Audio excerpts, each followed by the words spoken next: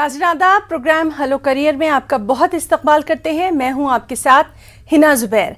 नाज़रीन, हमारा ये ख़ास प्रोग्राम है उन तमाम तालिब इल्मों के लिए, उन तमाम लोगों के लिए जो कि अपने करियर को लेकर थोड़ा परेशान हैं, थोड़ा फ़िक्रमंद हैं, आगे के लिए कुछ गाइडेंस चाहते हैं। आप हमें यहाँ पर अपने कॉल कर सकते हैं। हमारे साथ मौजूद रहेंगे एक करियर काउंसलर, करियर एक्सपर्ट जो आपके सवालों के जवाब देंगे। आप हमें कॉल ज़रूर करिए। हमारे नंबर आपके टीवी स्क्रीन पर फ्लैश हो रहे हैं।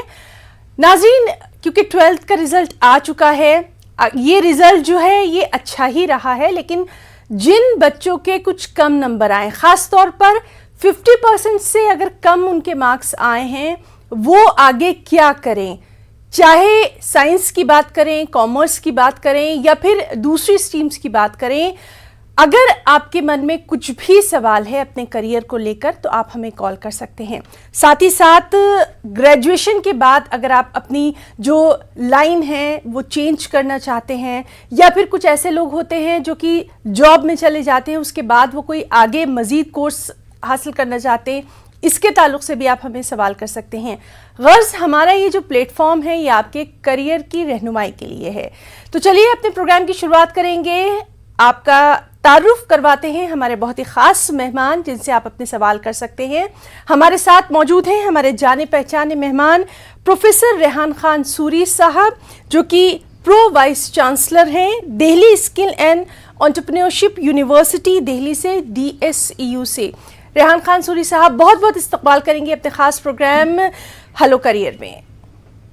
शुक्रिया। और सर, चलिए हम शुरुआत इसी से करेंगे। 12th का रिज़ल्ट जो है वो आ चुका है और जाहिर सी बात है अक्सर बच्चे जो हैं वो खुशी नज़र आ रहे हैं।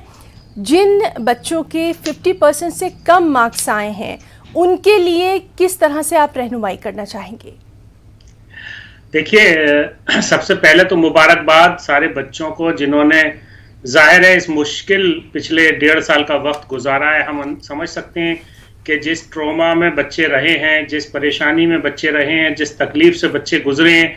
एक तो पढ़ाई ऑनलाइन हो रही थी सारी और बच्चों के लिए बहुत तकलीफ का वक्त था और उनके लिए कोई क्लैरिटी नहीं थी कि एग्जाम किस तरह से होंगे, कब होंगे। इसलिए मैं ये नहीं समझता कि इस बार जिनके कम नंबर आए उसकी वजह बहुत सारी हैं। उसकी वजह ये भी हो सकती है क्योंकि जो असेसमेंट था वो बहुत डिफरेंट था। तो बच्चे बिल्कुल भी सबसे पहले तो उनको मुबारकबाद जिन्होंने अच्छे मार्क्स लिए हैं, लेकिन उन लोगों को भी बिल्कुल एक तरह से डिसहार्टन नहीं होना है, हताश नहीं होना है जिनके मार्क्स किसी भी वजह से कम आए हैं, किसी भी वजह से उन्हें लगता है कि कम आए हैं। लेकिन हर तरह का आपके सामने करियर है और खुदा ना खास्ते अगर किसी वजह से आपके मार्क्स कम रह गए हैं, बहुत कम भी रह गए हैं, और मैं तो ये कहूँगा कि कोई अगर बच्चा किसी वजह से हो सकता है कि कहीं पे फेल भी हुआ है तो उसको भी परेशान होने की ज़रूरत नहीं है। आपको सिर्फ अपने करियर को ठीक तरह से प्लान करना है आगे का, और आप अगर प्लानिंग अच्छी तरह से करेंगे, हिम्मत रखेंगे तो इंशाअल्लाह ताला आपका बहुत अच्छा करियर बन सकता है। कोई मतलब जो हो चुका उसको आप वापस नहीं ला सकते। कोशिश ये करें कि आगे का प्लान करें।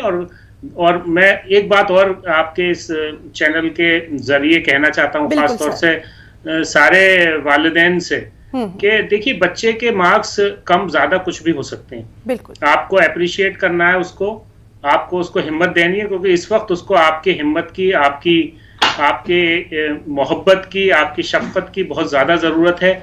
आप कतई बच्चे से अगर किसी भी वजह से उसके मार्क्स कम है तो नाराज ना हो, आप उससे बात करें। अच्छे हैं तब भी बात करें, खुशी का मौका है। और अगर किसी वजह से मार्क्स कम आए हैं तो उसको भी आप बच्चे को समझें और उसको उसी तरह से गाइड करें, और अगर जरूरत है तो किसी टीचर से बात करें उसके। लेकिन उसको बिल्कुल भी वो वजह बच्चा नहीं है, अगर उसके मार्क्स कम है तो उसकी वजह कुछ और हो सकती है, उस वजह को जानने की कोशिश करें।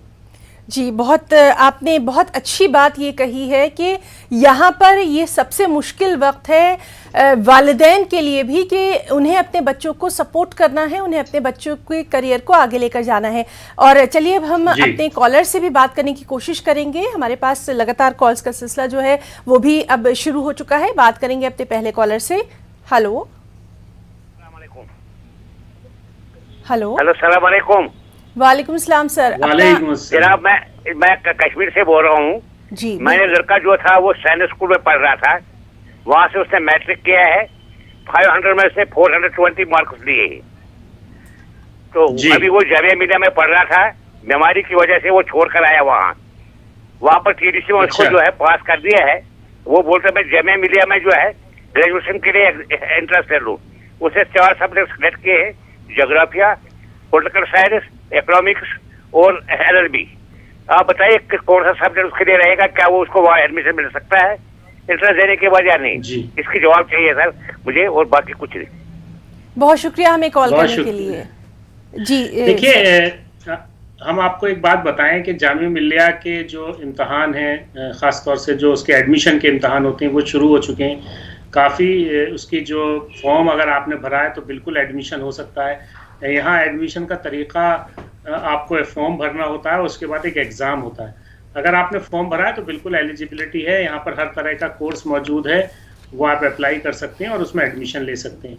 लेकिन अगर किसी वजह से फॉर्म नहीं भर पाए तो मुझे लगता है और ऑप्शंस आपके पास बचे हुए हैं। दिल्ली यूनिवर्सिटी में काफ़ी कॉलेजेस हैं, दिल्ली यूनिवर्सिटी के फॉर्म्स आए हुए हैं। उसके अलावा हमदर्द, जामिया हमदर्द में भी आप अप्लाई कर सकते हैं। अगर कोई कोर्स आपको पसंद है तो Delhi skill and entrepreneurship university में आप अप्लाई करें, वहाँ भी बहुत सारे मौके हैं बच्चों के लिए। तो इसको ज़रा थोड़ा आप देख लें और इस तरह के कोर्सेज़ को, नए तरह के कोर्सेज़ को भी एक्सप्लोर कर सकते हैं। जी बिल्कुल, और बहुत शुक्रिया सूरी साहब, आपने बहुत ही तफसील से इनको जवाब दिया है और लगातार हमारे पास कॉल्स का सिलसिला भी जारी है, उनकी भी हम तमाम कॉल्स ले रहे हैं। सूरी साहब, यहाँ पर हम जानना चाहेंगे कि नए करियर ऑप्शंस की आपने बात कही है और ख़ास तौर पर चूँकि 12th का रिज़ल्ट अभी निकला है, इसीलिए इसके ताल्लुक से हमने बात शुरू की है कि जो रिटेल मैनेजमेंट है इसका जिक्र हम बहुत सुन रहे हैं, तो रिटेल मैनेजमेंट में आप करियर ऑप्शंस किस तरह से देखेंगे?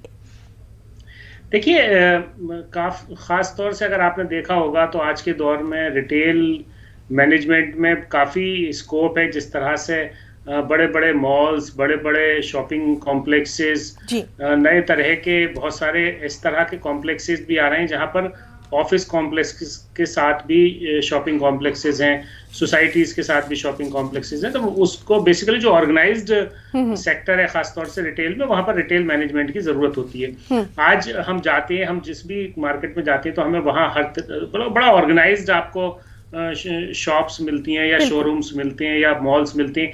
तो उसको मैनेज करने के लिए, उसको चलाने के लिए एक आपको रिटेल मैनेजमेंट की एक अंडरस्टैंडिंग की जरूरत होती है, इसलिए उसका बहुत स्कोप है। तो BBA रिटेल मैनेजमेंट आप बिल्कुल अप्लाई कर सकते हैं। काफ़ी जगह पर तकरीबन बड़ा कॉमन प्रोग्राम है। इसके साथ में एक और मजीद जोड़ता चलूँ क्योंकि वक्त हमारे पास कम है, कि फैसिलिटीज एंड हाइजीन मैनेजमेंट एक बहुत अच्छा प्रोग्राम है जो बिल्कुल अपने आप में नए तरीके का प्रोग्राम है और बहुत उसकी डिमांड है। क्योंकि जितने बड़े बड़े कॉम्प्लेक्सेस, ऑफिस कॉम्प्लेक्सेस हों या शॉपिंग कॉम्प्लेक्सेस हों या मल्टीप्लेक्सेस हों या हॉस्पिटल्स हों या होटल्स हों, इन सबको एक फैसिलिटीज़ और हाइजीन मैनेजमेंट की ज़रूरत होती है। तो उसके स्पेशलाइज्ड लोग कम मिलते हैं और कोई कोर्स भी बहुत स्पेशलाइज्ड कोर्सेज अभी इंडिया में नहीं है। तो हमारी Delhi skill and entrepreneurship university ने एक नया course BBA in facilities and hygiene management शुरू किया है। वो भी एक अच्छा प्रोग्राम है। उसके अलावा भी बहुत सारी जगह पे हॉस्पिटल मैनेजमेंट और काफ़ी जगह होटल मैनेजमेंट से भी रिलेटेड कोर्सेज होते हैं, वो भी अपने आप में अच्छे कोर्सेज हो सकते हैं। तो इस तरह के प्रोग्राम से, ये सब नए तरह के प्रोग्राम है और बड़े स्पेशलाइज्ड प्रोग्राम है। इसमें अगर आप आते हैं तो मुझे लगता है कि जैसे ख़ासतौर से मैं बताऊं अपनी यूनिवर्सिटी के बारे में, तो हमारी Delhi skill and entrepreneurship university में रिटेल मैनेजमेंट में हमारे 100% इंडस्ट्री इंटरफेस के साथ प्रोग्राम शुरू हो रहा है और पहले सेमेस्टर से ही बच्चे जो है इंडस्ट्री के साथ काम करना शुरू कर देंगे। और बहुत सारे बच्चों को तो पेड, मतलब एक तरह से उन्हें कुछ पैसे मिलना भी शुरू हो जाएंगे पहले सेमेस्टर से ही, तो वो अपना खर्चा भी चलाएंगे, अपनी फ़ी भी पे कर सकते हैं और पढ़ाई भी करते रहेंगे। तो साथ पढ़ाई के साथ उनकी थोड़ी बहुत अर्निंग भी होगी, लर्निंग भी होगी और एक अच्छे प्रोफेशनल तैयार होंगे। जी, आपने बहुत अच्छी बात कही है कि लर्निंग प्लस अर्निंग, और यही आज वक्त की सबसे अहम ज़रूरत भी है। चलिए हम बात करने की कोशिश करेंगे अपने एक और कॉलर से। हेलो, अस्सलाम वालेकुम। वालेकुम सलाम सर, अपना नाम बताइए और आप सवाल कर सकते हैं। मेरा नाम मोहम्मद मंसूर बख्श है जी, हम बिहार वैशाली से बोल रहे हैं। मेरा सवाल था कि मेरा बच्चा 7 में पढ़ता है और फिर स्कूल में उर्दू की पढ़ाई नहीं होती है। हम चाह रहे हैं कि हम उर्दू की पढ़ाई नहीं होती, संस्कृत होता है, हम संस्कृत नहीं पढ़वाते हैं वहाँ क्लास में, ऑनलाइन क्लास होता है, हम हम संस्कृत का क्लास नहीं करवाते हैं, तो हम आगे चलकर उर्दू ले सकते हैं। आगे कौन सी क्लास में? 7th क्लास में है। 7th क्लास में, अच्छा ठीक। देखिए एक बात हम आपको बताएं कि कोई भी लैंग्वेज अपने आप में एक कल्चर लेके आती है, वो चाहे उर्दू हो, हिंदी हो, संस्कृत हो, इसके अलावा कोई भी और फॉरेन लैंग्वेज हो। तो कोई अगर लैंग्वेज आपके स्कूल में अगर है तो मजबूरी है कि आप उसको फॉलो करना पड़ेगा, लेकिन एडिशनली आप बच्चे को बहुत सारे मतलब जिस तरह से उर्दू की अगर आप पढ़ाना चाहते हैं उसके साथ साथ तो उर्दू को आप ऑप्ट कर सकते हैं। और काफ़ी ऐसे यूनिवर्सिटीज़ हैं जो ऑनलाइन उर्दू बच्चों को, या स्कूल्स भी हैं, तो बच्चे को आप किसी कुछ उर्दू के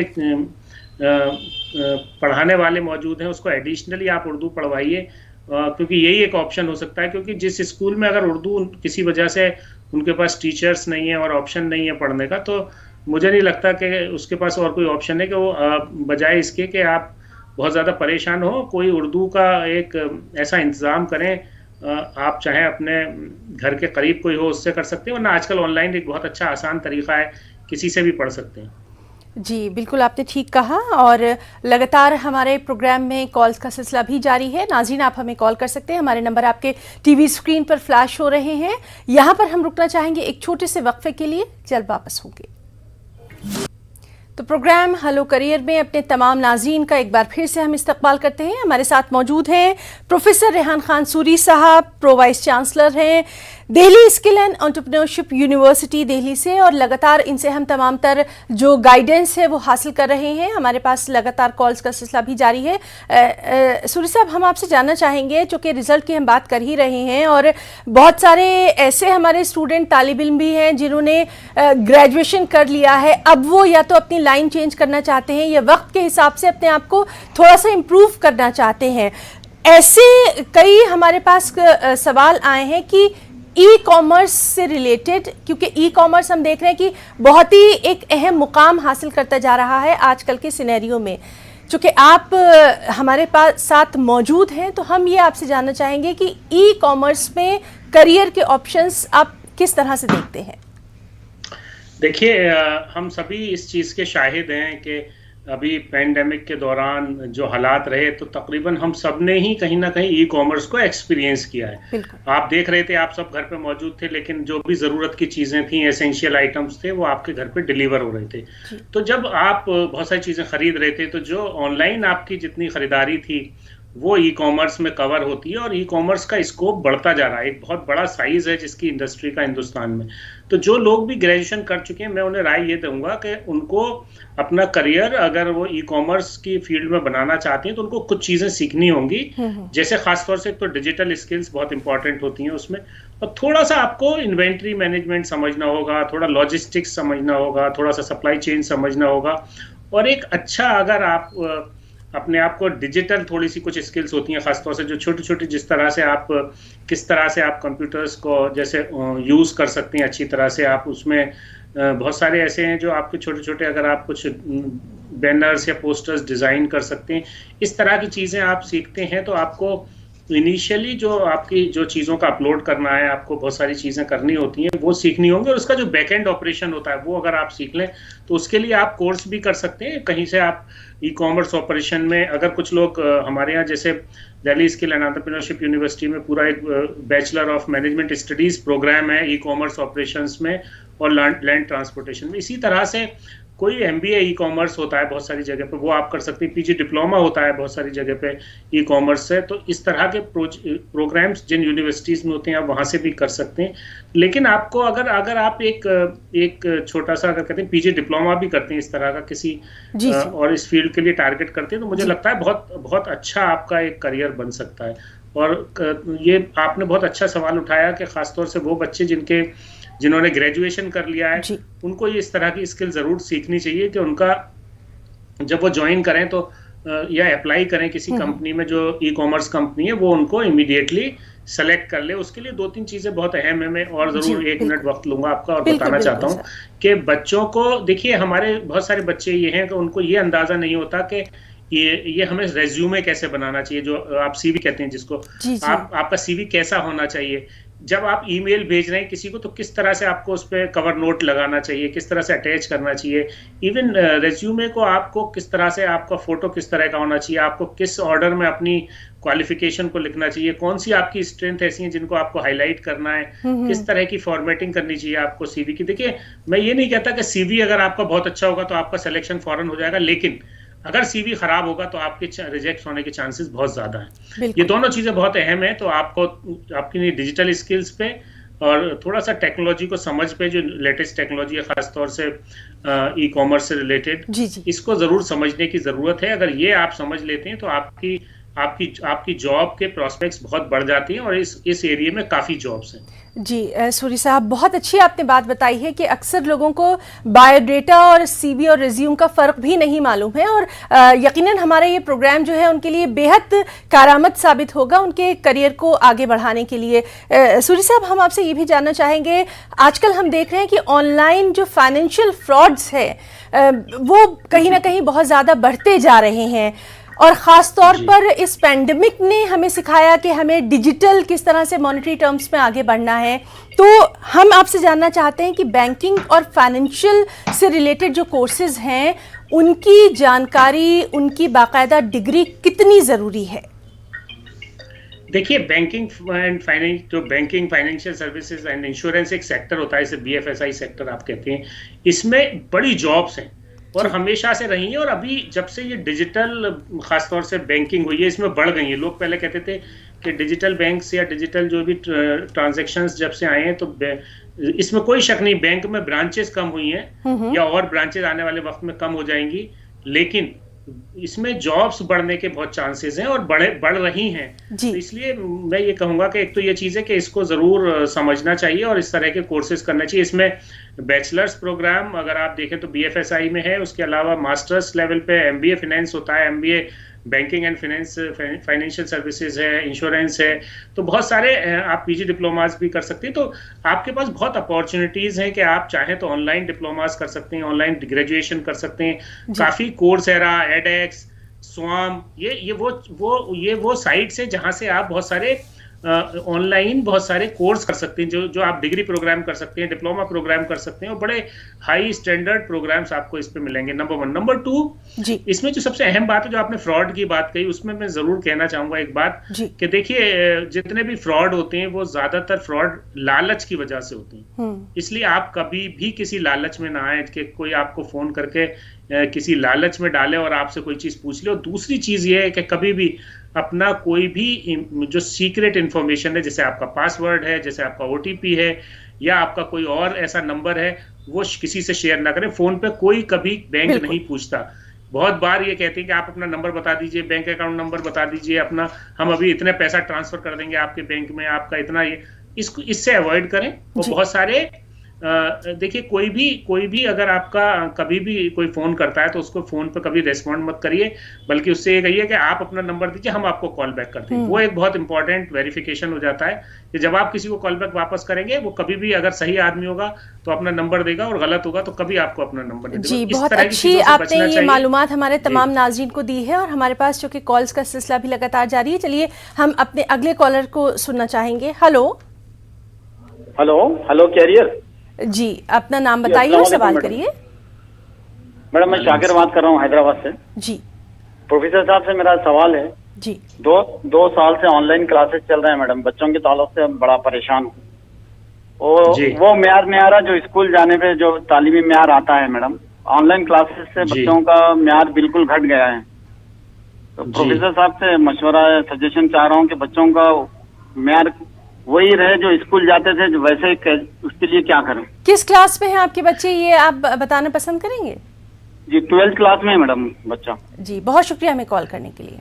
देखिए, बहुत अच्छी आपने बात कही। मेरे ख्याल से पूरा हिंदुस्तान, क्या पूरा मेरे ख्याल से पूरी दुनिया इसमें इस चीज़ से परेशान है कि किस तरह से ऑनलाइन क्लासेस को, ऑनलाइन स्टडी को बेहतर बनाया जाए। बच्चों की मेंटल हेल्थ का बहुत सारे इश्यूज आ रहे हैं, बच्चे बहुत परेशान हैं, 4 दीवारी में बच्चे बंद हैं। इसमें सबसे अच्छा तरीका ये है, मैं सजेस्ट आपको करना चाहूँगा, देखिए एज ए पेरेंट, लाइक हमारी भी कुछ जिम्मेदारी होती है एज ए हम देखिए, हमारे जो मजबूरी अभी हुई है वो ये है कि हमारी जो कम्युनिटी लर्निंग है वो खत्म हो गई है। पहले ये होता था जॉइंट फैमिलीज होती थी, एक घर में बहुत सारे लोग होते थे, एक दूसरे से सीखा करते थे और उनको कभी परेशानी नहीं होती थी। बहुत ज्यादा स्कूल एजुकेशन से लर्निंग इतनी नहीं होती थी, तो बहुत सारी हमारी अपनी सेल्फ लर्निंग होती थी, हमारे घर के कस्टम्स, घर के बड़े उनसे होती थी। तो उसी चीज को वापस लाने की जरूरत है। बच्चों को क्वालिटी टाइम दें, बच्चों को उन लोगों से मिलवाएं जो लोग उनको वो वैल्यू दे सकते हैं। और मैं ये कहूंगा कि ये देखिए अब थोड़ा सा हालात बेहतर हुए हैं, तो पर्सनल इंटरेक्शन भी उन लोगों से, उनके टीचर्स से,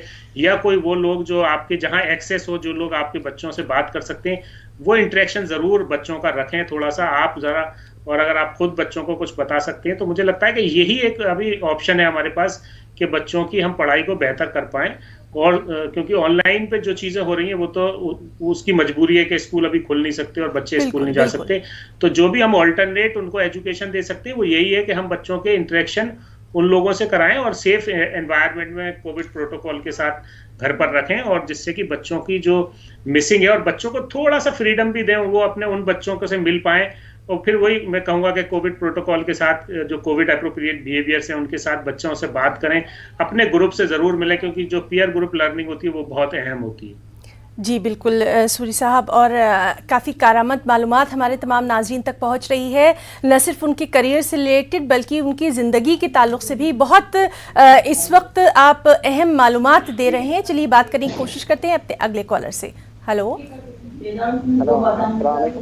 हेलो वालेकुम सलाम। हाँ हेलो अस्सलाम जी, वालेकुम सलाम, अपना सवाल करिए। जी, जो मतलब आजकल जो बच्चे स्कूल बंद है तो उसकी वजह से क्या है, कुछ स्कूल हमारे पास ऐसे होते हैं जहाँ पर ना बच्चे बहुत कम है, मेरा बहुत 30-40 स्टूडेंट, लेकिन आप किसी जगह भीड़ देखोगे तो भीड़ में वहाँ पर होते हैं 60, 70, 80 होते हैं वहाँ पर। तो क्यों ना ऐसा करेंगे कि भाई वो वाली स्कूल खोल देंगे जहाँ पर ये ना 30 जहाँ पर रोल होगा, जहाँ पर 40 रोल होगा, अकॉर्डिंगली इसकी वजह से क्या होगा कि टाइम सारे स्कूल खुल जाएंगे।